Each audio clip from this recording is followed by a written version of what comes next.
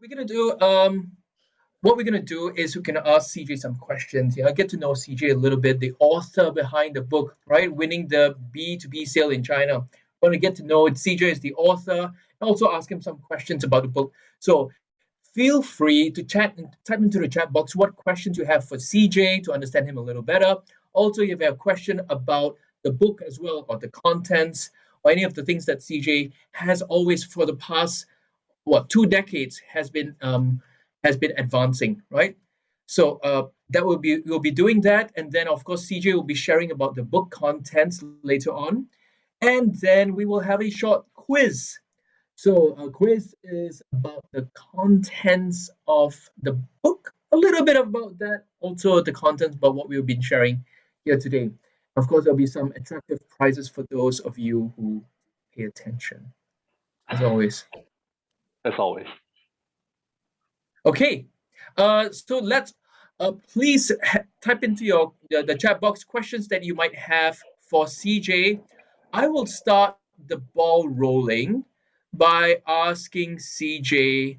By the way, how do I know CJ? I met CJ some 20 years ago as well. It was in Singapore, and we met in Cluny Road. I can't remember why, but I was myself getting into the training business, training, development, coaching, consulting, and that was my start into my foray into the market. I was going to China. I'm now in Beijing, and I was asking CJ some questions. And one thing that struck me about CJ is that he is extremely knowledgeable, and he's always willing to share. He's willing to open doors, connect people. I mean, he practices what he preaches. Everything that he's taught in this winning the B2B sale in China is something that CJ lives by.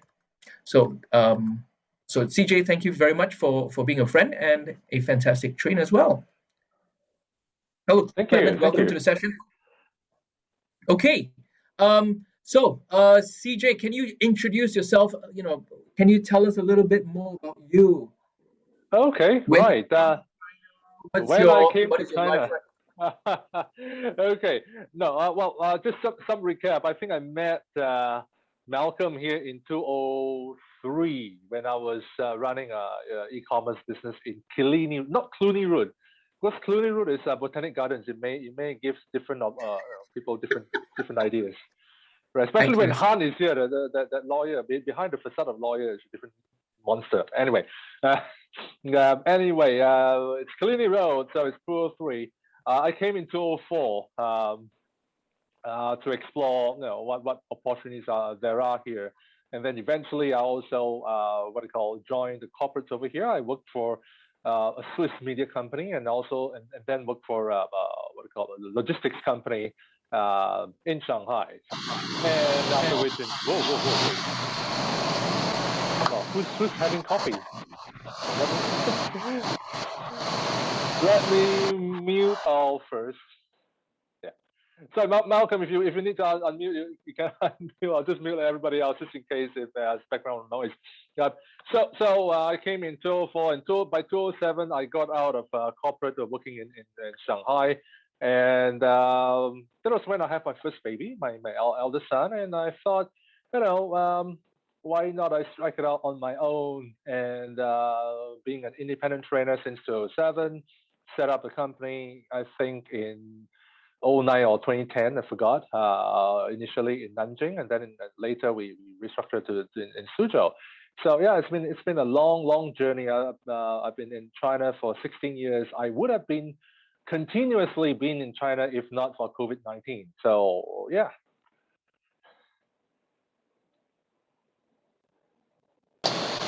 Thanks, CJ. Thanks for that. Yeah. So when did you start writing this book? How long did you take to write this book, CJ? Well, you know what? Interestingly, there are certain parts of this book that was written as early as 2007 to 2008. I started writing newsletters. Whoa. What's the background noise? Anyway, I started writing online newsletters way back before we had WeChat, before when before blogging was even the in thing. So I actually created online newsletters that I send out en masse every month. So I started writing some articles between 1,500 to 2,000 words way back in 2007, just to promote my business. But the bulk of the majority of it was condensed only early this year. So there are the result of me working with different clients. Some of the stories are told by my trainees, my coaches. So yeah, there's some interesting tales in there. What's the reason you chose to write this book, CJ? What's the, yeah, why is it important to you to write written this book? Wow. In a way, I think there are many misconceptions about selling in China. And I'm saying this not just about the typical Lao Wai, the typical foreigner trying to set up a sales organization in China. I'm saying this also even from the Chinese salesperson's point of view. There are also a fair amount of misconceptions about how to go about selling to different types of customers. By and large, there are people who kind of make the wrong assumption of China should behave like the West in terms of selling. There are also people who make the other mistake of the other spectrum of thinking that, oh, China is all about relationship and relationship defined in a more sleazy manner. And the truth is somewhere in between and a bit more complex than that. So I thought, why not I gather some of the stories, the experiences, some of the lessons that I learned over the past, since for 16, 17 years, and put it into a book and share. Thanks, CJ, for that. Like Yeah. you mentioned a couple of stories and also in the book there are a couple of stories, very nice stories that illustrate your point. You talk about your interesting happenings in China. Could you share with us one of these stories? Well, one story very interesting. There's this guy that is, I don't know, he's a technically inclined salesperson. He came from a technical background, became a technical sales. So he's pretty good in what he does. But one of his customers actually is the kind of wine and dine and lots of KTV entertainment and in a way, I'll be blunt, lots of womanizing, right, for that client. And but the salesperson is technically inclined, family oriented, does not really want to touch the sleazier aspect of that customer. So while this salesperson is able to sell some stuff because the client saw the value of getting the salesperson to solve some tough and wicked technical issues, so there's value, but they don't seem to have a lot of common language. They don't have deeper conversations as a result. So that salesperson was kind of, in a way, a bit frustrated about, it's a good customer. The customer has got certain values that is different from his, but it's still a good customer. The salesperson does not want to change his value lifestyles just to net the sale and is wondering what to do. So eventually, to cut a long story short, this whole story is in the book.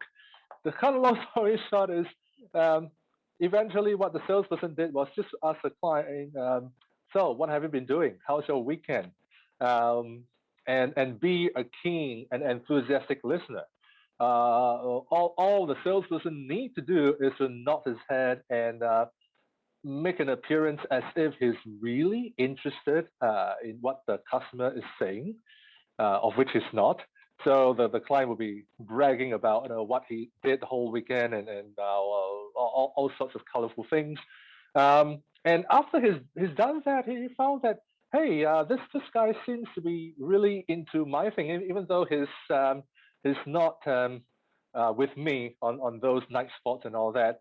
And this salesperson is also different from other salespeople because other salespeople is just trying to get something from me, and this salesperson actually listens to me.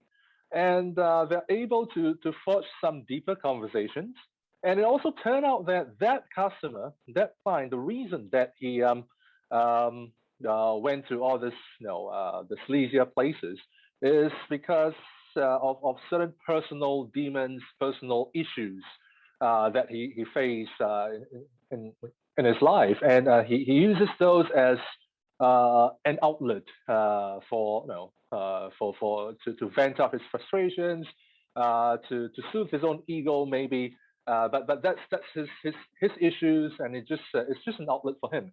And the salesperson does not need to actually go with the flow, so to speak. The salesperson actually showed a lot more empathy rather than entertainment, and that actually nailed more sales for that salesperson.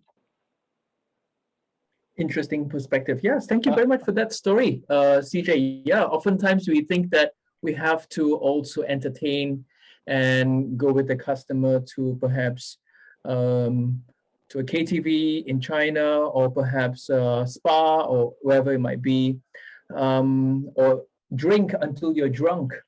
Yep. And sometimes salespeople feel compelled to do that in order to entertain the customer. I'm sure all of us here will have all our own experiences of trying to entertain the customer, to please the customer. And it's a very interesting point that CJ made, that we need to show empathy more than just simply entertaining our customer. CJ, have you ever been drunk before? Have you ever been drunk under the table? Twice. I mean, I've been drunk more than twice, but because of work, I've been drunk twice. One time I was in Zhengzhou with this customer, this Crown Plaza Zhengzhou, and it's a 3-day training, and on day 2 evening they brought me out for dinner, and they did the Chinese hospitality thing, which is the baijiu, the Chinese white wine, white rice wine, which is about 50 degrees alcohol. So they did the Chinese thing that they ran a round robin. So each one of them will do a bottoms up with me, right? So I have to do bottoms up with which one of them. So there are about, 12, 15 of them. And I think I lasted 2 rounds and, of that toxic baijiu. Right. And something similar also happened to me someplace near Wuhan as well. Similar background, and I was in a way kind of a bravado, trying to match up whatever the customer threw at me. Those happened about more than 10 years ago, which means my tummy was 10 years younger then. No, given my gastric situation, no, it's absolutely not advisable. Just pretend, if anyone were to stuck in that kind of situation, just pretend you are drunk at the 3rd drink, right? Just down 3 and say, "Oh, I can't make it. I'm all red. I need to throw out. Go to the toilet and pretend to throw out." Okay, I will take your advice, CJ, the next time that I think there are some questions in the chat box. So yeah, absolutely. Dennis, would you like to ask a question? I see there's quite a long question. Would you like to unmute and share your question yourself? Okay, sorry. My question, CJ. Well, thanks. I like the story part that you're saying. And it just showed that your real life experience in China. Maybe I have a few questions here, but I'm interested to know what is there any difference between selling in China and elsewhere? I mean, based on your experience, is there any difference? Well, I think there will be differences selling anywhere. So there will be nuances here and there. There'll be certain things that are done here and there. And China is unique in the sense that on the one hand, it has an emphasis on relationship, but not as much as other places in, say, Southeast Asia. So if you're in Thailand, if you're in the Philippines, even if you're in Indonesia, the focus on who you know, and you really need someone who knows you to see the right customer, really plays a much bigger role than China. So China, you can actually get away with cold calling and actually see the customer. But if you compare China with, say, Singapore or West, it kind of operate whereby, on the other hand, there is also quite a number of things where relationship building is a thing, right? So it's between purely direct and purely relationship driven, which makes it a lot more interesting.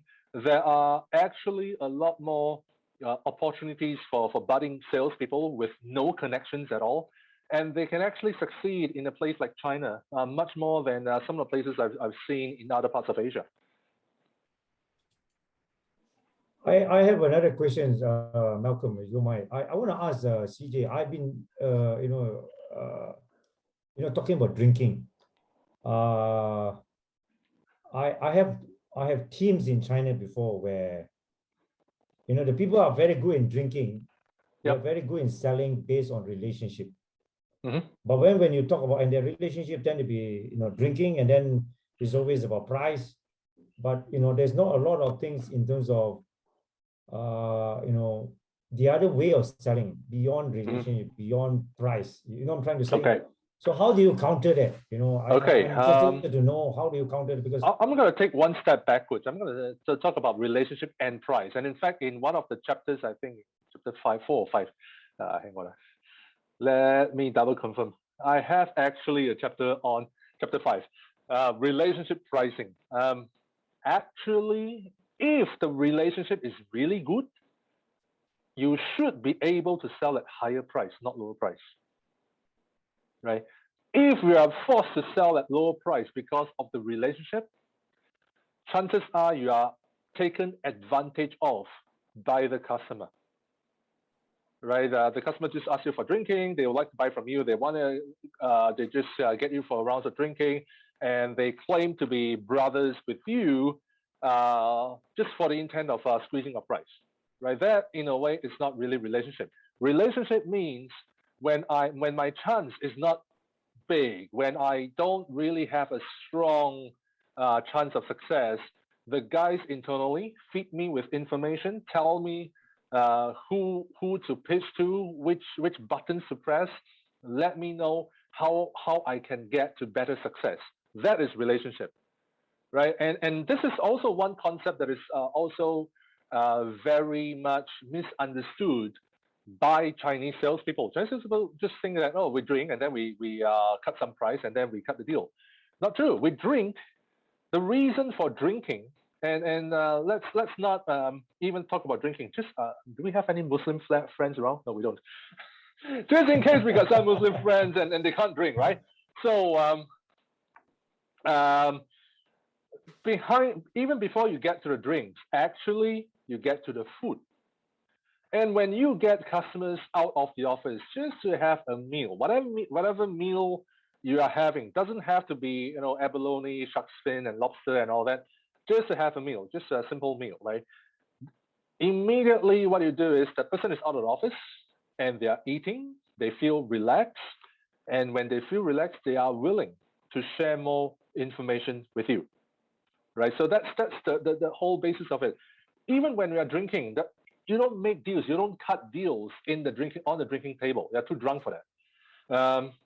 The purpose of the drinking, again, is to loosen up, get people to talk. They can talk about their personal lives, where they went to school, what's their family, how many mistresses they have, or claim, or brag, or they may not really have that. It's just BS, but they claim to have, and all that. So they talk a lot. And that's how you actually get more information to help you in your selling, right? And that's the value of the drinking part. If you drink and then you are just being squeezed for price, you are not actually making use of the drinking sessions or the food or the eating or dining sessions to actually get more information and build further insights into that customer. So just to give an illustration, the guy I spoke about, the technical sales guy, he also, if it's a dinner, he goes and he drinks during dinner. He just doesn't go to the KTV, the night spots. If it's drinks during dinner, yeah, you go for it, right? And through the drinks, he knows a bit more about customers, and that's how they build rapport. Yeah, and with the information you have, how are you then able to propose something that meets the customer's needs? And the other thing, just one more thing before we go to the next question, is that Chinese customers over the last 20 years has become a lot more sophisticated. So if we are asking the same question 20 years ago, yes, in a way, is the number one criteria 20 years ago in 2001 or 2000. If you want to be a B2B salesperson, if you want to be an industrial salesperson in China, the number one criteria is how much liqueur can you hold, right? That's 20 years ago, right? These days, it's less and less the case. I mean, some customers still drink, and some customers still have this emphasis on entertainment. But beyond that, in addition to that, there is also this large amount of emphasis on, if I buy from you, can you really do the job? If I buy from you, can you really solve my problem? Can you customize something for me? Can you deliver your promises on top of that, the whining and relationship building thing?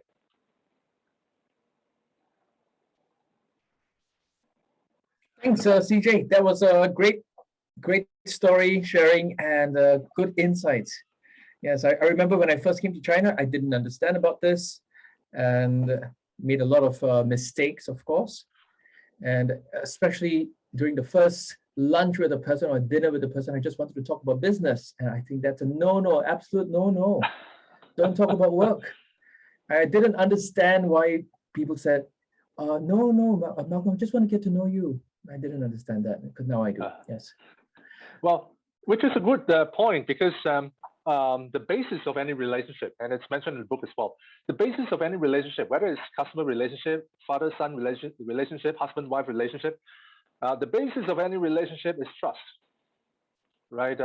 Even if, and I'm not advocating this, but even if people are asking for under table, whatever they want to do it, they will not just take from any Tom, Dick, Harry. They will only take it from people they trust. So the basis of any relationship, the good, bad, and corrupt ones, are all based on trust. And one of the ways of building trust is, maybe it's not the business. Maybe it's, how do I know you as a person? Can I trust you as a person first? Then we talk about business. So if I can trust you as a person, then we talk about business. The business makes sense. You seem to be trustworthy. Then, right, that's great. Let's do business, right? If I cannot even trust you as a person, then sorry, man, I'm not even going to talk about business with you, right? So that's part of also the part of the whining and dining culture within China, that people size each other up. So that they want to determine if I can actually share with you my deepest, darkest secrets, be it the secrets at home or be it the secrets at work. Can I share with you? Can I entrust that with you? I mean, this is a key point, right? The trust is the basis for guanxi, a relationship. It is. And of course, Mahinda, Mike, I believe, Dennis, Louis, we're all who are in Shanghai. I'm not sure if I remember that right. What's your own experience about drinking and relationship or building trust? Mahinda, you want to say something? Yeah. Let me speak. When it comes to drinking, well, I like to drink. That's first of all. So, and it's a choice. So I never say no, and then that's a good start. And that's a start. Give you a quick door to a greater discussion at the very beginning. And of course, at the end of the drinking session, probably you forget what you discussed. But again, also help you to build a very good close relationship after few rounds of drinking, like a buddy discussion, right? Of course you have no commitment and so on and so on. And then next day or maybe next week or next month, you have better access to that particular person or few of those who you drank with. So that's my experience, and it's a very quick way to make a rapport in a way. Yeah. Mahinda, you asked about the questions about how fast the sales cycle, half year or so on. I think it depends on industry to industry. Also depends on the region you are at. Some regions, actually, business in Shanghai tends to be more above board, tends to be more straightforward than any other part of China. Right, Shanghai is the most cosmopolitan and most westernized city in the whole of China, or the most internationalized. Maybe not westernized, may not be the right word. Most internationalized. So a lot of things are really very much straightforward, to the extent, because I'm based in Shanghai, and even within the training business, I have heard about stories of customers wanting to have some kickbacks, even in training. I mean, how much can they take? Like, training business, if you get 100,000 RMB deal, it's pretty sizable. And out of that, you want to have a kickback. How much is that? It's not really a lot, but people are asking for it. And I've been asked to go to shopping trips, or bring my clients out for shopping trips. Yeah. How about you, CJ? Have you had to do that? Never. I don't have to do that. In Shanghai, I never have to do that. It's not about me having to say, no, okay, this is our compliance policy. We don't do that. I don't even have to say those words. I've never been asked for different hanky-panky kind of things. So yeah, so it really depends on region as well. In terms of culture, in terms of what Mahinda mentioned about the sales cycle, how long it is, it really varies. But what is important is not about how long, it's about, are you making progress? So the key thing about B2B sales and the difference between B2B and B2C sales is B2C sales tend to happen on the spot, right? You want to sell something, that person sees it, and you get an instantaneous buying decision to buy or not to buy.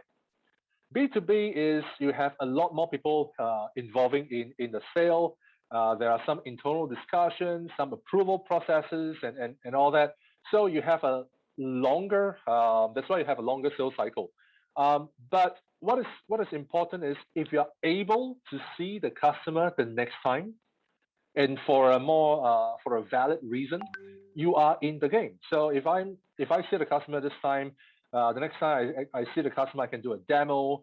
The next time I can do some financial justification to the finance department, and then the subsequent time my boss brings their boss for lunch or whatever. So there are some things that progresses the sale.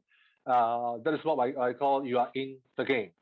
If the customer say that, your product seems to be great, I think you are a great company. If we ever will have a need, we will call you, right? And in Chinese speak, that means I don't have a need now, so please don't call us, and you're out of the game, right? So if you're able to see, the customer again the next time around, you are in the game. So that is more important than just the time frame. And for each time you see the customer, if the reasons for seeing them, the discussions that you have are getting more and more in importance, then that is a signal to you that, hey, you're onto something. Maybe you should commit more time and resources for that customer if the progression seems to be good. Yeah. And yeah, the question about whether the book is in Chinese, not yet. We asked, let me launch the English version first, and then I'll do the Chinese version. And there's a reason why I'm not launching the Chinese version first. And again, it's the complexity of publishing in China, right? In China, I'll need to work with a publisher to get the ISBN number in China to kind of legally sell the book in China, whether it's hard copy or soft copy.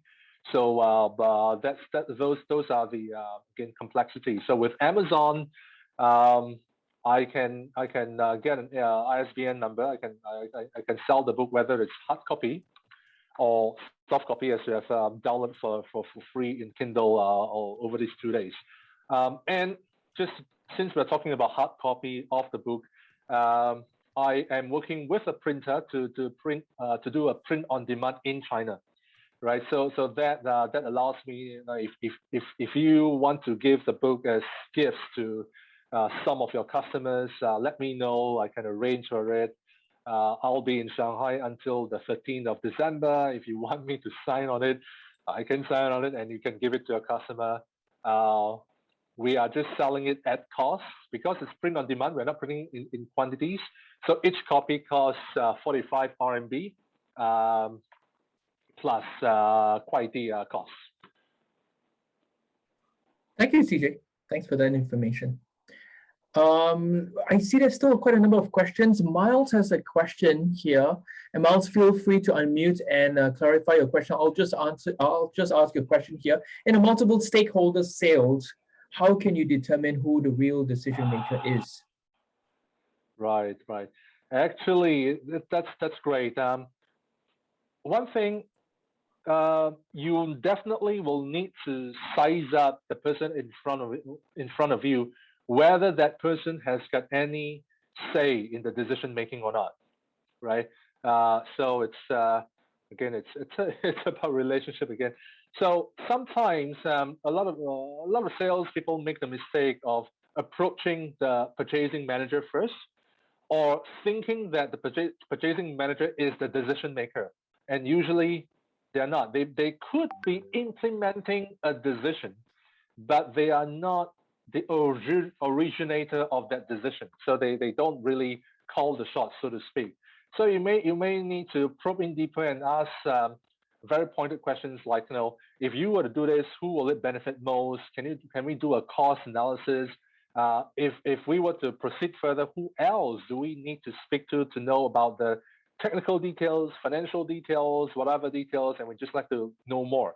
So one way to actually move around is you kind of know that the person in front of you is not the decision maker, but you don't know who the decision maker is. So if you're in that situation, one way is to ask them, who else would you involve in making this buying decision? We are not saying that do you need to ask your boss.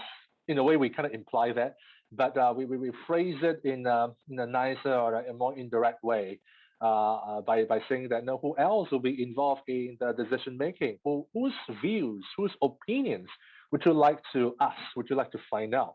And we'll see if there's more people who will be involved in the whole process. And then from there, we can actually suss out and reach out to some of the people who may be closer to the decision making. Now, there are cases, and even for us, there are cases that we didn't even get to see the final decision maker so as to close the sale, right? It really depends on what you are selling. So if you are selling something that is very strategic, that costs millions of dollars, that will impact the customer's company in the next 5 to 10 years, chances are you probably will want to see the senior management, and you are very much likely to see the key or final decision maker. But if you're selling things that are a few 100,000 RMB or less, some middle managers may have the what do you call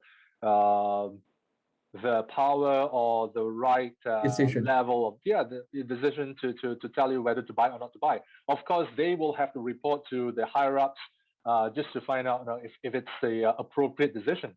So you may not be able to see the real mastermind behind the scenes, but you may need to work through your key contacts, your key stakeholders, to find out exactly who those guys, what the higher ups, what do they want, what is important to them, and you need to structure the solution so that it addresses the needs of those behind the scenes decision makers. Thanks, CJ. Thank you for that. Miles, just like to ask if you have a follow-on question or comment to that. Yeah, so the way to get through it is to ask indirect questions, because if you ask a direct question who the decision maker is, you may embarrass the person you're talking to. Yeah, and not only embarrass, sometimes they just stonewall you. they will say, I'm the decision maker, and whatever you have, just send to me, and don't speak to anyone else. I'll call the shots. The buck stops here, right? And if you really were to send your proposals over, and then you wait and waited and waited, and then you ask the question, so what's happening with the proposal? Chances are you will get the answer like, oh, I've already submitted for higher approval. So a few weeks ago, that person just told you, the buck stops with me. I'm the decision maker. And a few weeks later, that same person is saying that I've submitted for higher approval. So which is which? And the thing is that as a rule of thumb, it's not scientific, right? So, but as a rule of thumb, people who goes around telling other people that I am the decision maker, I call the shots, I make the decision, they are not the decision maker. Usually, real decision makers will try to keep a low profile. They say, "Oh, I'm just here to gather information. I'm just here to look around, and I don't make decisions. Those other guys make decisions. I'm here just for more information." Perfect. Thank you. Thank you, Miles, for your question. Yeah, that was a great question. Following question from Mike right now. Do you feel it works better to act more humbly or more assertively when selling or dealing with high-level decision makers? It's a good follow-on question to that. Sorry, getting to... Mike asked, do you feel it is better to work, it works better to act more humbly or more assertively? I would say more balanced way. On the one hand, you don't want to be so humble that your customer and the context, like sorry, CJ, it's with the high-level decision makers. With the high-level decision makers. Yeah, sure. You need to you need to show enough assertiveness that you know your stuff.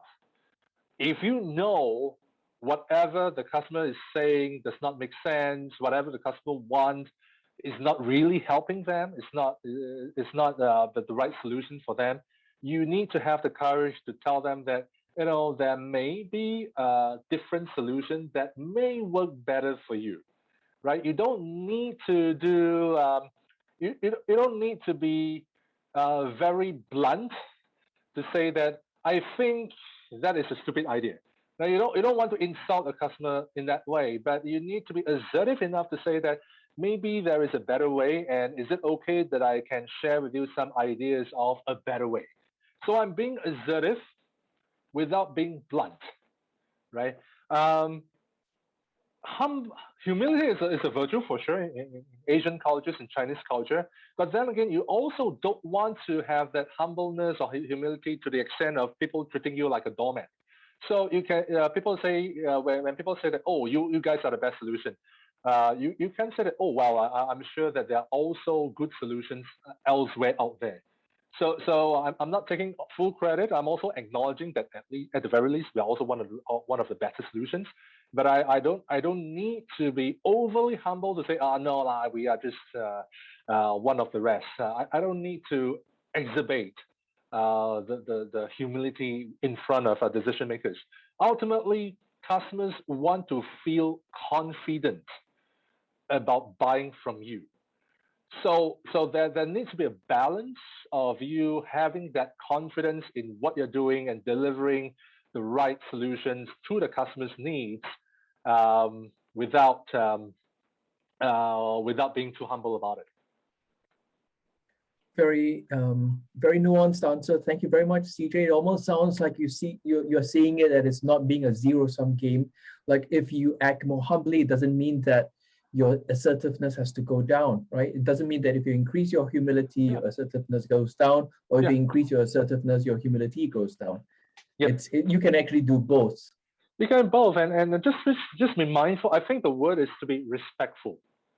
So you can be assertive and be very respectful without talking down to your customers.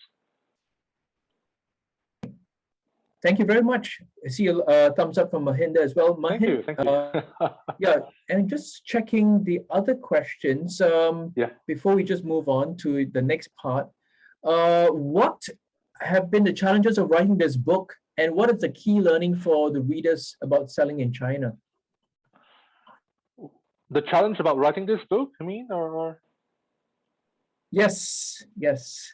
For me, it's in terms of writing this book, it's just about sitting down and having enough time to gather my thoughts and rushing, no, not rushing, but putting it down on pen and paper. I would say that it just so happens that the beginning of this year was a lull period, so that allows me a lot more time to write this book. And in fact, in addition to this book, this is the second thing that I've published this year. So one thing is this book. The other thing is I've published a B2B sales proficiency assessment tool. And that was published in late July, early August of this year. So, and it's all because of having enough time to go through some of the concepts, to put on pen to paper, and also to get different drafts being vetted by different people and just launch it. So it's more of spending enough time. The stories, also to select the right kinds of stories that can be put into a book. Yeah, so that will be the challenge. And what's the second part of the question? What are the key learnings for those for sales people in China? What are the key learnings? And perhaps that's a good segue into the contents as well of the book. If you can summarize what are these key takeaways. So well, every chapter over here there are short chapters. There are key takeaways. Relationship selling, as I think in the past. Salespeople just need to drink and then you can sell in China. And now you need to know your stuff before you can sell. Drinking, if you can drink, that would be great, but it's not a must, and increasingly so. Also, there is also stories about corruption in sales in the first chapter. So I'm not going to go into that, but what it also says that China is also getting less and less corrupted. There still are pockets of people asking for kickbacks and whatnot, but the instances of those recurring are getting less and less. So the terminology of what we understand as relationship has evolved over the last 20 years. So Malcolm, you are saying that when you first arrived in 2003 versus 2021 now, if you were to go back to the same customer, they probably will have different expectations between now and then, right? So and then we talk about trust and how second chapter is about trust and how trust is the key factor in selling. People buy from people whom they trust, not necessarily from people they like, right? So that's chapter 2. Chapter 3, when they don't have an obvious need, well, you need to find out. You need to qualify for the right customers. You need to find out what areas they may not have a need, but they may have areas of improvement. So you may want to qualify the right kinds of customers so that you can put in limited time and resources to the right kinds of customer, right? So that's what we will be saying in chapter 3. Key stakeholders, again, moving around, we will talk about, sometimes we need to know what the key decision makers want, and sometimes without actually meeting them. So it depends on what you sell. So those are the relationships and how you leverage on different types of relationships. And again, the relationship pricing. Just one thing to note about pricing. In China, price is very important for sure. I'm not going to hide that, but price is not the only thing that Chinese customers care. They may come up to you very strongly and say, "Oh yeah, you are so expensive. Why are you so cost so much more than our current vendor?" Right? So they'll come to you and vent a lot of heat to you about price. But eventually, even if you were to lower the price, if you are a foreign brand, they have some expectations of you as a foreign brand. But if you were to lower the price, as a hypothetical example, if you were to lower price to the price point of a local branded provider, they are not going to reduce or lower their expectations just because you lower your price. right? If you're a made in Germany product, if you're a made in Germany brand, if you're a foreign brand, you are known for high quality, great functionality, good consistency, and the local branded with all the speed and flexibility, maybe they're not as good in terms of consistency of performances. Maybe they're not as good in terms of quality.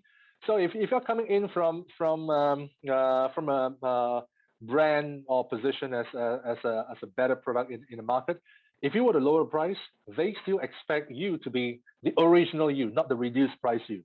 So it is price, but it's not really price. So you got to be careful about that. And number 6 on internal stakeholders, and just one line on that. Sometimes managing your internal stakeholders can be a lot more challenging than managing your external customers. And I got this diagram over here. This is one diagram that I showed twice in the book. This is the only diagram that's shown twice in the book.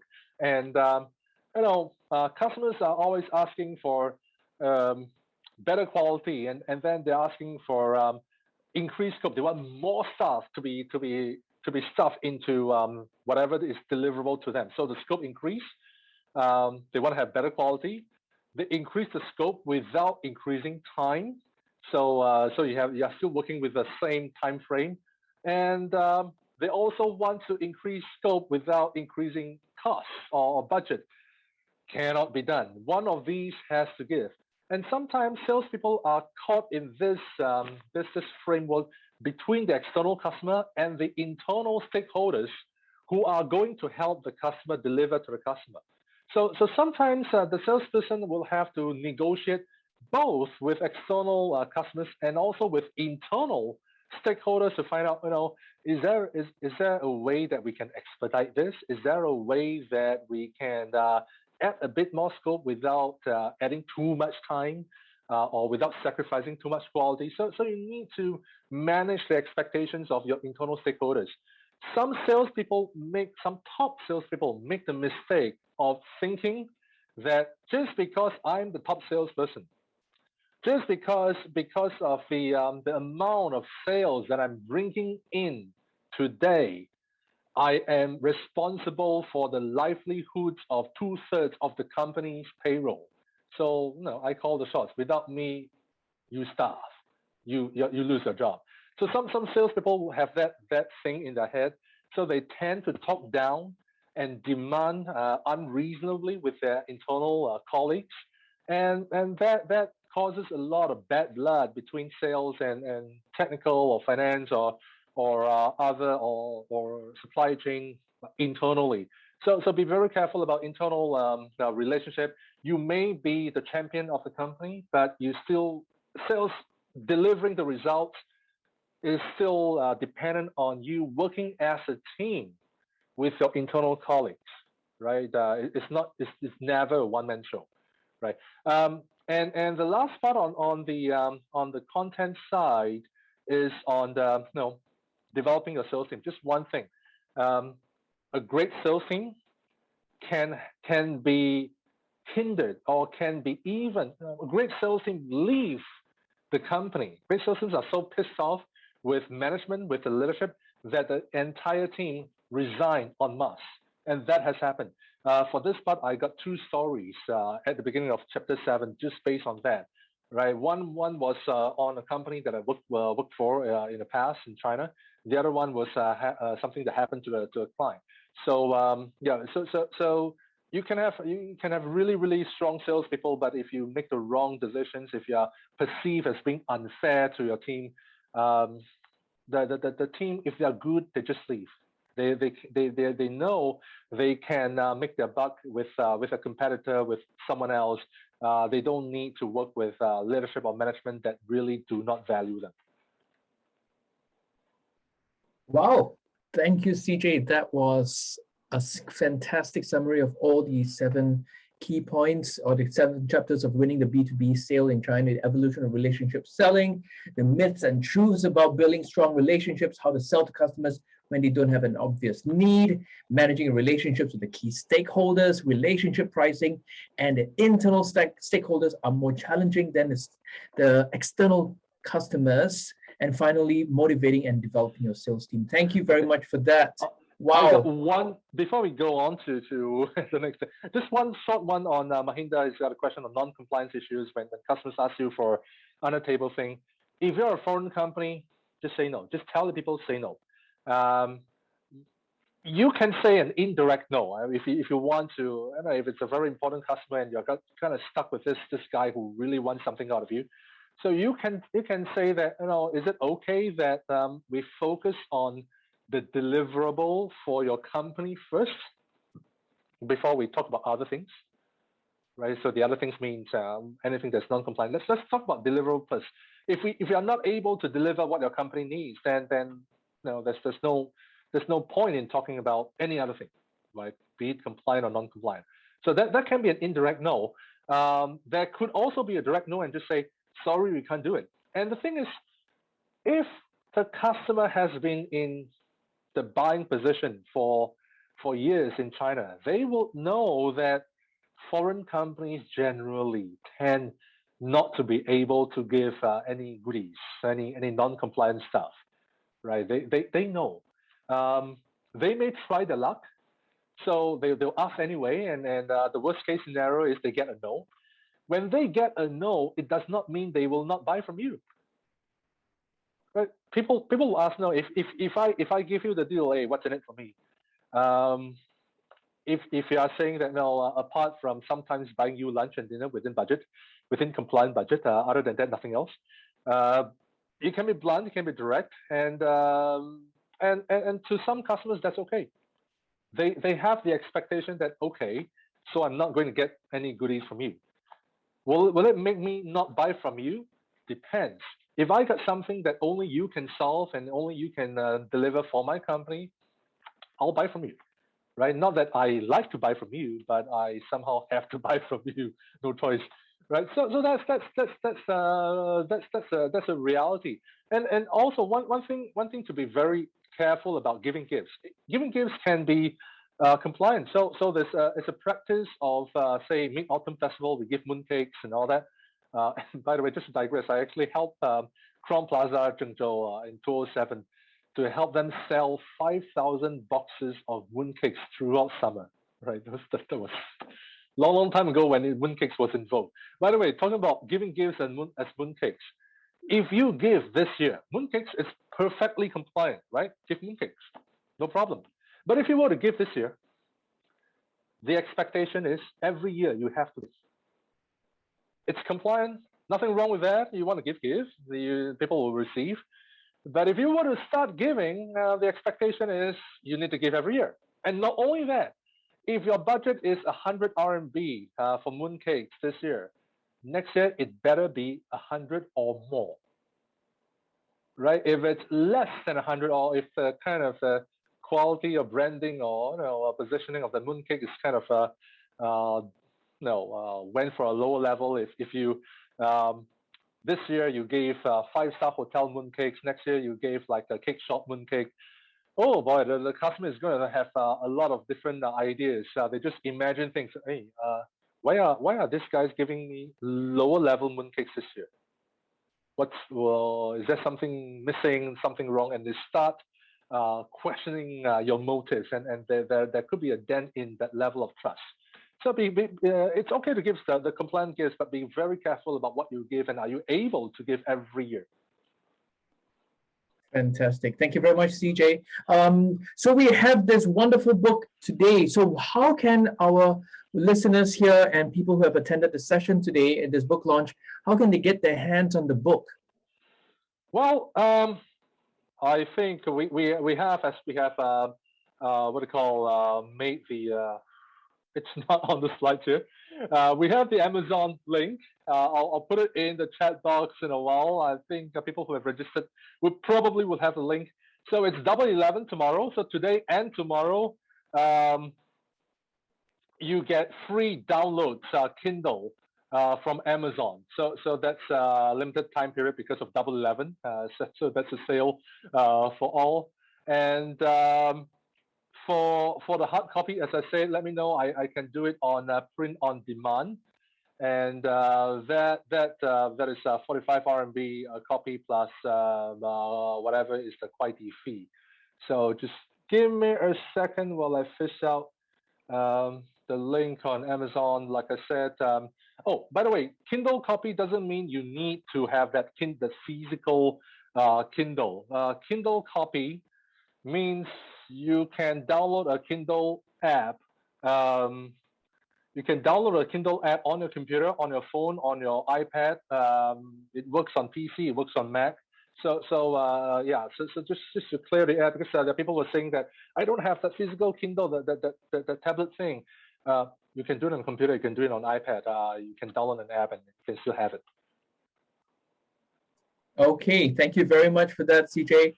So that's how you can get your hands on this book. Remember, it's just for today and tomorrow. It's free on Amazon and you can download it, your Kindle app or your Kindle device. One last thing before we go, we have a little quiz for you all, right? And this is to test your knowledge of how well you've been paying attention to what CJ has been sharing, his stories and all that. So we're going to do this quiz on Kahoot right now. So if you can please go to Kahoot, go to either www.kahoot.it and join the game.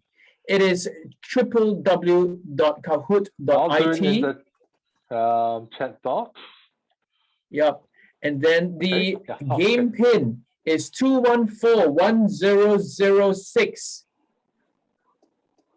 2141006. There are a couple of prizes for those who are winning this Kahoot game. For those who win, CJ. Only 1%, 2%? All right, Han and GC are there ready. How about the rest of us? Okay.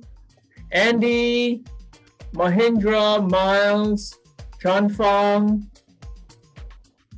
Alex, George, Ada, GCGM, David, Alicia. Miles, come and join this Kahoot game. So either the Kahoot app or go to kahoot.it. Okay, Miles is here, Go is here, Han and GC.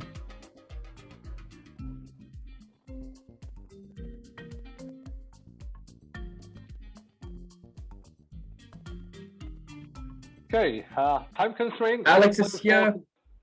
Yeah. Yep, go ahead. Okay. CJ, what do you want to say?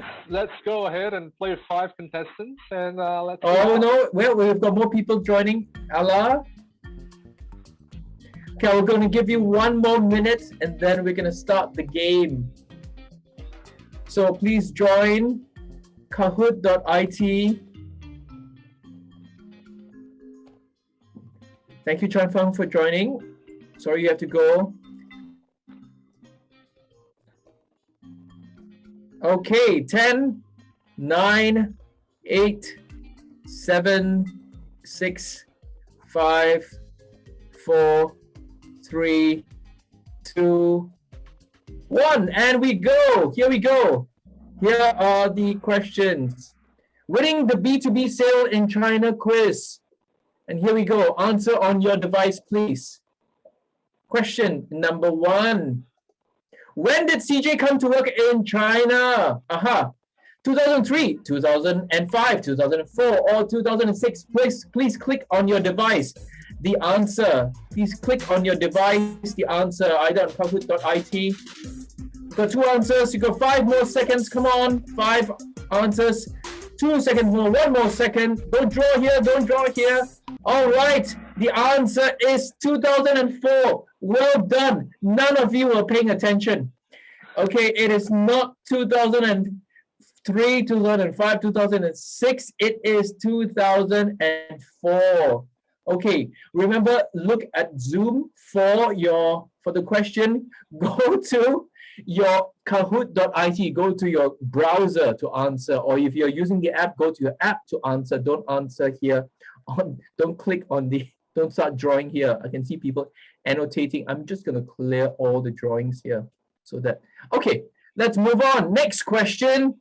So all of you have A grand total of 0 points. Well done. CJ must be a little bit disappointed that no one paid attention to when he came to China.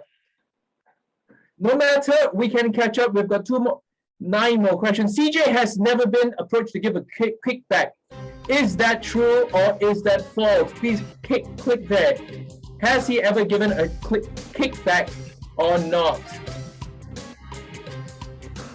7 seconds. And the answer is true. He has never been approached to give a kickback. Okay, so 3 people were paying attention. Well done. Let's see who these 3 people are. And here we go. Miles, you're in the lead with 728 points. Again, this is not just about the accuracy, but also the speed. Alex, and then followed by Gul. Great. Let's move on now to question number 3. Question number 3, customers buy from salespeople that they like, they trust, they hate, they deserve. What is the right answer, please? Type your answers as quickly as possible. Time is speed, time is money. Accuracy and the right answer as well. Okay, everybody got that right. 6 people got that right. Trust is the answer. Of course, Miles is in the lead with 1,500 points. Alex follows closely. Gu and Ayla. Han is on the scoreboard right now. Fantastic. Next question. Ada has got to run. Thank you. All right. Empathy can work better than entertainment in China. Is that true or false? True or false? Empathy can work better than entertainment in China. Empathy can work better than entertainment in China. 5 answers here.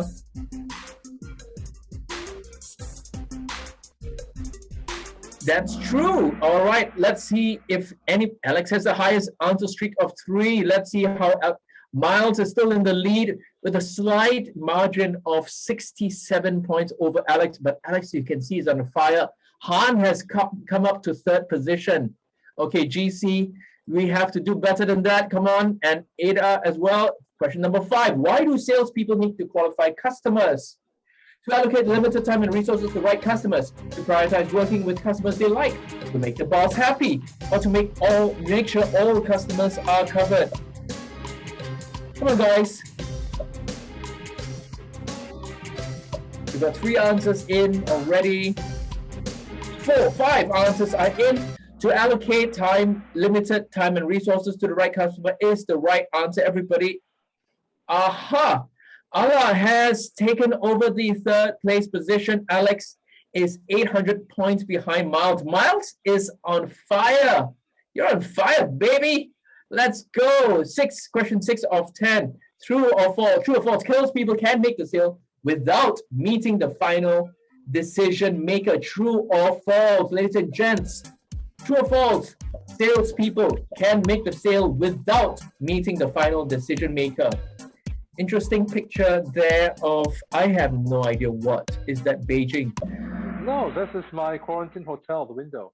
That's your quarantine hotel. Okay. 2 said false. It's the wrong answer. It is true. You can make the sale without meeting the final decision maker. Miles is in the lead with 3,967 points. Allah is coming up to 2nd place. GC is in 3rd position. Fantastic. 3 more questions to go. Chinese customers care only about price. True or false? Do they care only about price? True or false? 5 answers are in so far. 6 answers are in. All said false, and that is the right answer. Let's see. Miles has really fast fingers. He is in the lead with 4,800. Alex is in 5th place, followed by Han, GC, and Ayla. Fantastic. 2 more questions down to go. Managing internal colleagues can sometimes be more challenging than external customers. Is that true? And this is what CJ said. This chart appears twice in the book. It is true. Yes, absolutely. Managing customers internal stakeholders can be more difficult than external. Wow, I can see Ayla is in 2nd place. GC, Han, and Alex, everybody is in the same position. Let's see right now if Miles gets the last one wrong and see if that makes a difference. Okay, Miles, here we go. Last question. Oh, sorry, second last question. What could hinder a team of good salespeople? That is in the last chapter of the book. A bad sense of humor, low entertainment budgets, bad weather, or bad leadership and management. What could hinder a good sales team? A team of good salespeople. Everybody says the bad leadership and management. Fantastic. Okay. We can see everybody is really typing really, really fast and answering really fast. Miles has a streak with 8 correct answers in a row. Final questions, ladies and gentlemen. The final question of the B2B quiz in China. How many times did CJ get drunk by workshop participants? How many times did CJ get drunk? None, 2, 1, or 3? How many times did CJ get drunk by workshop participants? And the correct answer is 2. Now we've got a mix. Has this changed the game? Let's see. Now, let's look at the podium winning the B2B sales. Third position, Alex with 5,530 points. With 6,500 points, Ala, and 7,400 points. With 9 out of 10 questions right, Miles! Well done, Miles! With runners-up, GC and Han. Well done. Please turn on your video camera so we can see all of you guys. Miles has to go. He won. Miles has to go. Come on, Miles. Okay, let's do a last thing right now. Thank you. I think that is it for today. Before we all go, can we all take a nice group picture so we can preserve this for posterity? Please turn on your video cameras. You can see you and see your beautiful faces. Miles did such a mic drop moment. He won and he left. My goodness, that is amazing. Okay, Andy, GC, if you can turn on your cameras, that would be lovely to do so as well. If not, we're going to take our picture. Please smile at the camera in 3, 2. Oh, and GC is here. Okay, fantastic. Andy, if you can turn on your camera. All right, we're going to take the picture in 3. Look at your camera. Don't look at us. 3, 2, 1, and smile. Okay, one more shot, and let's do one more shot. Let's do a thumbs up, everyone. Winning the B2B sale. B2B sale. Ready? 1, 2, and 3. Okay, fantastic. CJ, do you have any words for us? Any parting words for us before we go? Talking about free gift, since we have people who stayed on till now, so what I'm going to do is, give me a second. If you use WeChat, there are 2 things. So hang on. Let me share screen.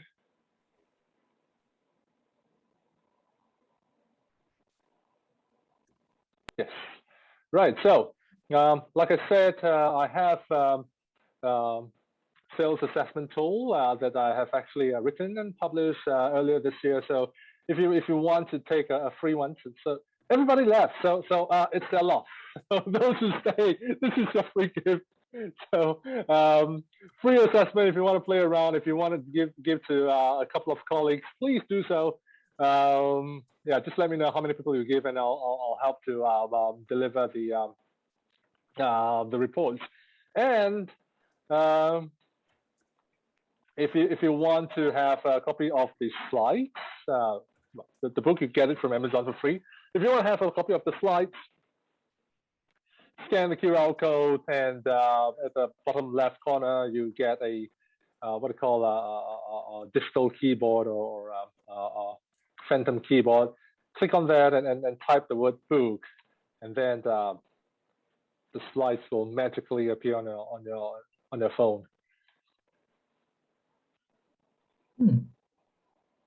Okay, hope you all have done that. Don't forget to go to go.od/-tools.net and scan to follow the official account of Directions Consulting, which is CJ's company's account. and Yeah. type in book using the virtual keyboard. So with that, thank you. CJ, any other final words? Well, happy selling. I'm contactable. Feel free if you have any issues, challenges with the sales team. Let me know.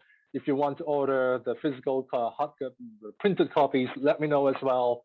And yeah, anything that you would like to bounce any ideas, I'll be happy to have a chat. Fantastic.